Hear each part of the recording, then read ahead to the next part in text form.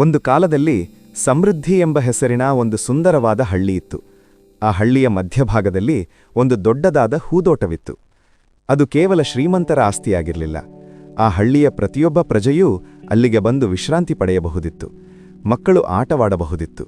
ಆ ತೋಟದ ಫಲವನ್ನೂ ಎಲ್ಲರೂ ಹಂಚಿಕೊಳ್ಳುತ್ತಿದ್ದರು. ಆ ಹಳ್ಳಿಯಲ್ಲಿ ಜನರು ಅನ್ಯೋನ್ಯವಾಗಿದ್ದರು. ಆದರೆ ಅದೇ ಹಳ್ಳಿಯಲ್ಲಿ ದುರ್ಬುದ್ಧಿ ಎಂಬ ಹೆಸರಿನ ವ್ಯಕ್ತಿಯೊಬ್ಬನಿದ್ದ. ಅವನಿಗೆ ಜನರ ಶಾಂತಿ ಮತ್ತು ಒಗ್ಗಟ್ಟು ಕಂಡರೆ ಅಸೂಯೆ. ಈ ತೋಟ ಎಲ್ಲರದೂ ಆಗಿರಬಹುದು, ಆದರೆ ಇದನ್ನು ನಾನು ಹಾಳು ಮಾಡಿ ಎಲ್ಲರೂ ಕಿತ್ತಾಡುವಂತೆ ಮಾಡುತ್ತೇನೆ ಎಂದು ಅವನು ಸಂಚು ಹೂಡಿದ. ಕೆಟ್ಟ ಆಲೋಚನೆಯ ಹರಡುವಿಕೆ.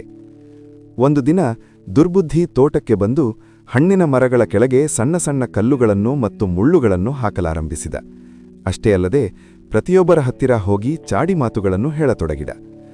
ಬಡವನ ಬಳಿ ಹೋಗಿ, ನೋಡು, ಶ್ರೀಮಂತರು ಈ ತೋಟದ ಒಳ್ಳೆಯ ಹಣ್ಣುಗಳನ್ನು ಕದ್ದೊಯ್ಯುತ್ತಿದ್ದಾರೆ, ನಿನಗೆ ಕೇವಲ ಕಸ ಸಿಗುತ್ತಿದೆ ಎಂದ. ಶ್ರೀಮಂತನ ಬಳಿ ಹೋಗಿ, ಈ ಬಡವರು ತೋಟವನ್ನು ಕೊಳಕು ಮಾಡುತ್ತಿದ್ದಾರೆ, ಅವರನ್ನು ಇಲ್ಲಿಗೆ ಬಿಟ್ಟುಕೊಳ್ಳಬೇಡಿ ಎಂದ. ಪರಿಣಾಮ, ಅವನ ಈ ಸಣ್ಣ ಬುದ್ಧಿಯ ಮಾತುಗಳಿಗೆ ಮರುಳಾದ ಜನರು ಒಬ್ಬರನ್ನೊಬ್ಬರು ಸಂಶಯದಿಂದ ನೋಡಲಾರಂಭಿಸಿದರು. ಸಮಾಜದ ಸ್ವತ್ತಾಗಿದ್ದ ಆ ತೋಟಕ್ಕೆ ಬೇಲಿ ಹಾಕಲು ಮುಂದಾದರು. ಜನರಲ್ಲಿ ದ್ವೇಷ ಹೆಚ್ಚಾಯಿತು. ತೋಟಕ್ಕೆ ಯಾರೂ ನೀರು ಹಾಕಲಿಲ್ಲ. ಹೂವುಗಳು ಬಾಡಿಹೋದವು, ಮರಗಳು ಒಣಗಿದವು. ಇಡೀ ಹಳ್ಳಿ ಸ್ಮಶಾನದಂತಾಯಿತು. ಬದಲಾವಣೆ. ಹಳ್ಳಿಯ ಹಿರಿಯರೊಬ್ಬರು ಇದನ್ನು ಗಮನಿಸಿ ಎಲ್ಲರನ್ನೂ ಕರೆದು ಹೇಳಿದರು, ನೋಡಿ, ಈ ತೋಟವು ಕೇವಲ ಮಣ್ಣಲ್ಲ, ಅದು ನಮ್ಮ ಒಗ್ಗಟ್ಟಿನ ಸಂಕೇತ. ಒಬ್ಬ ದುರ್ಬುದ್ಧಿಯ ಮಾತು ಕೇಳಿ ನಾವೀ ಸಮಾಜವನ್ನೇ ಹಾಳು ಮಾಡಿಕೊಂಡೆವು.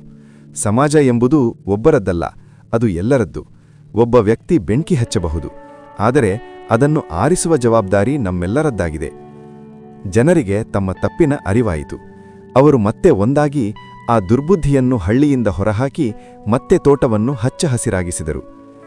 ಅಂದರೆ ಈ ನೀತಿಕಥೆ ಹೇಳುವುದು, ಸುಮಾರು ವರ್ಷಗಳಿಂದ ಕಟ್ಟಿಕೊಂಡು ಬಂದ ಸಮಾಜದ ಒಗ್ಗಟ್ಟನ್ನು ಒಡೆಯಲು ಬಂದು ದುರ್ಬುದ್ಧಿಯ ವ್ಯಕ್ತಿಯಿಂದ ಸಮಾಜ ಒಡೆಯಲು ಅವನ ಮಾತಿಗೆ ಮರುಳಾಗಿ ಹಣದ ಅಹಂಕಾರವನ್ನು ತೋರಿದರೆ ಮೇಲಿನ ಒಬ್ಬ ಇರುತ್ತಾನೆ.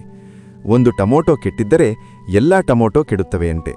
ಹಾಗೆ ಯಾವನೋ ಒಬ್ಬ ಸಮಾಜ ಕೆಡಿಸಬೇಕು ಅಂದರೆ ಅವನ ಮಾತು ಕೇಳಿ ಹಾಳಾದವರು ಎಂದೂ ಉದ್ಧಾರವಾಗುವುದಿಲ್ಲ. ಒಳ್ಳೆಯ ಸಮಾಜ ಕಟ್ಟಿ ದುರ್ಜನರನ್ನು ದೂರವಿಡಿ. ಇದೇ ಸಂದೇಶ ಎಲ್ಲರಿಗೂ ಅನ್ವಯಿಸುತ್ತದೆ ಎಂದು ಈ ನೀತಿಕಥೆ ಹೇಳುತ್ತದೆ.